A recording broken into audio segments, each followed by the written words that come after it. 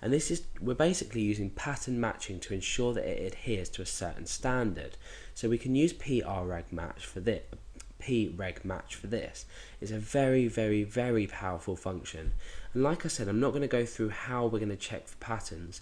If you go over to the PHP.NET manual, you'll find plenty of information on how to match specific things, whether it be URLs, so we could take out a host name from a URL. We're basically looking for patterns within strings and doing things with that. And there's a variety of ways you can do this, returned as an array, etc., etc. So just for now, that's basically the preg match function. Let's go ahead and make this a bit more interesting. We're going to feed in a string to a function and check if it's got spaces. So let's go ahead and create our function. And if you haven't already looked at functions, don't worry, follow along the example anyway, and if you want to go back and look at functions and how they work, feel free to do so and come back to the tutorial if you don't understand what's going on. So we're going to create a function called has space. And what we're going to do is we're going to return true if the specific string has a space, and we're going to return false if it doesn't. So we're going to feed in the string as an argument up here. So now what we're going to do is we're going to say if, and we're going to use the preg match function again to see if we have, like we defined before, a space inside a specific string. Now the string comes from the argument that we've just fed in. So if this does match, then we can return a value of true. So we can return true here. Otherwise, we can return false.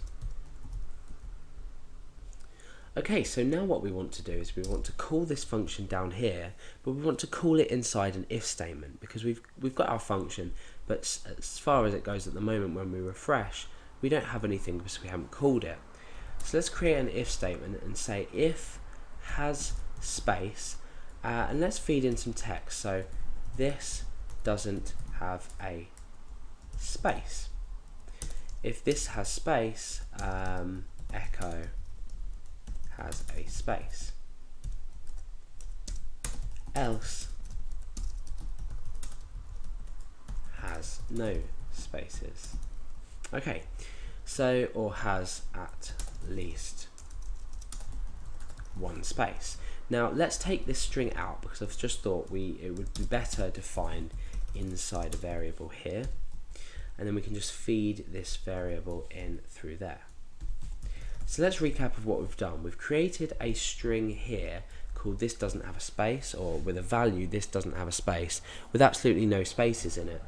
And then we're calling our function here and feeding in this argument, which is essentially equal to this string here. And now it's been processed here. We're checking on the preg match, which we've already looked at in the last part, in the first part of the tutorial. And then if this function returns true, which it will if it does have a space, then we're going to say have at least one space, or has at least one space. Otherwise we're going to return false, and we're going to say has no spaces. So let's double check and see if this works. Okay, so it says now has no spaces because this string doesn't in fact have any spaces. Let's just create one space in it and see what happens. Okay, so it now says has at least one space. Now if we just create all the spaces in it we need, let's just put a single quotation mark there, and remember to escape single quotation marks when you're using single quotation marks outside of your string data. Let's refresh, and it still says has at least one space. So that's a brief overview, if you like, of the preg match function, and we've created our own little application here to check if a string data has a space or not. But do feel free to go and look up the preg match pattern checking, and it's very in depth, but once you do get your head around it, you'll be able to look at it and realize actually how useful it is for checking patterns within strings.